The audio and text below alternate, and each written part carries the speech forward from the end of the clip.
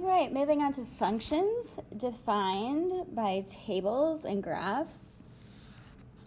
We are on lesson 8.6, and our essential question is, can you understand what a function is? So we're looking for the word function, and to define a function by using tables and graphs. All right, it says, the table below shows the amount of rainfall in the center city for a 6-month period. So notice it's given in millimeters. January is 12, February is 15, March is 21, April 47, May 52, and June 39. So they want us first in A to write each as an ordered pair. So I could put J and 12. I know that looks weird, but we do use variables a lot. F and 15, March and 21, April and 47, May, I'm going to go ahead and call that MY in 52. In June, I'll call JU in 39, and I'm hoping that my clientele knows, hey, we're just using the months of the year. The next thing that they're asking us to do is to draw a bar graph for the function. So I know I'm going to have the months here, and rainfall here, and I'm going to state that that's in millimeters.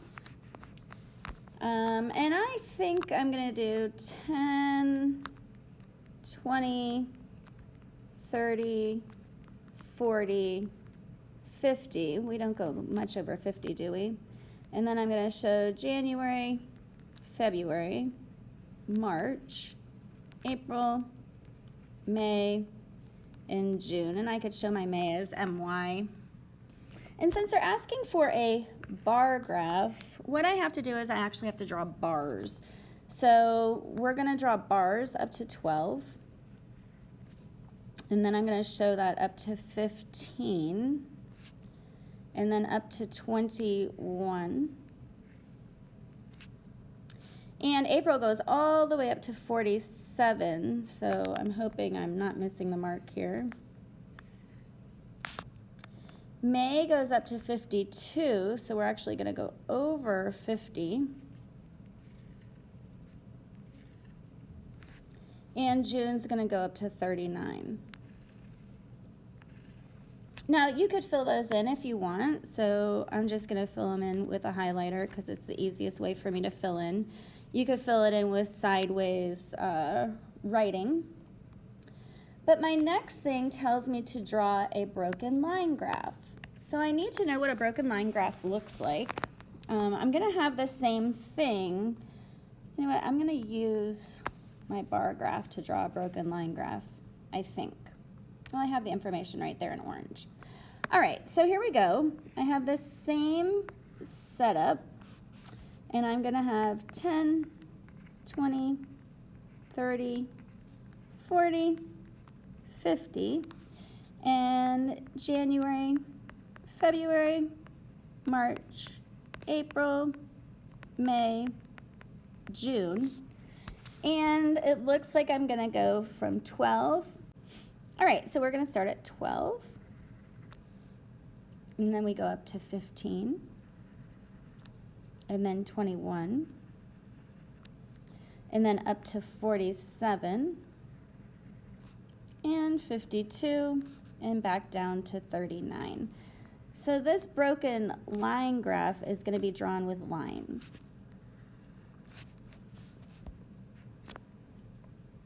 So I'm going to let you guys try this one. The table shows an average height associated with each type of tree, and it says draw a bar graph and a broken line graph. So I'm going to let you guys try this one on your own, and we're going to draw a bar graph first. And again, you'd probably put the numbers over here. We have 10, 20, 30, 40, and the type of trees here, a Douglas fir, a juniper, an oak, a poplar, yew. So we're going to draw a bar graph first.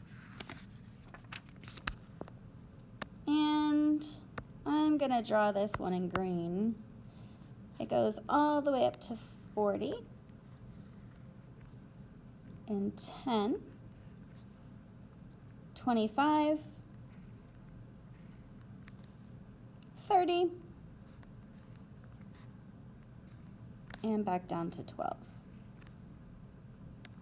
I'll highlight it for you so it looks like a bar graph. And we're also going to draw a broken line graph.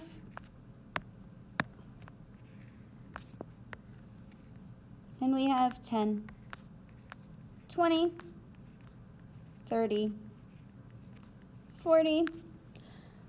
And the broken line graph, we have a Douglas fir, juniper, oak, poplar, yew. All right, so Douglas fir is starting at 40. Juniper goes down to 10, and then we go up to 25, and up to 30, and back down to 12. So this bar graph, or broken line graph, is going to give us a little bit more of an interesting graph here. All right, so this is really it for today, but good job on drawing your bar graphs and your broken line graphs. On homework, you'll probably have some questions where you're going to actually have to read these and translate these.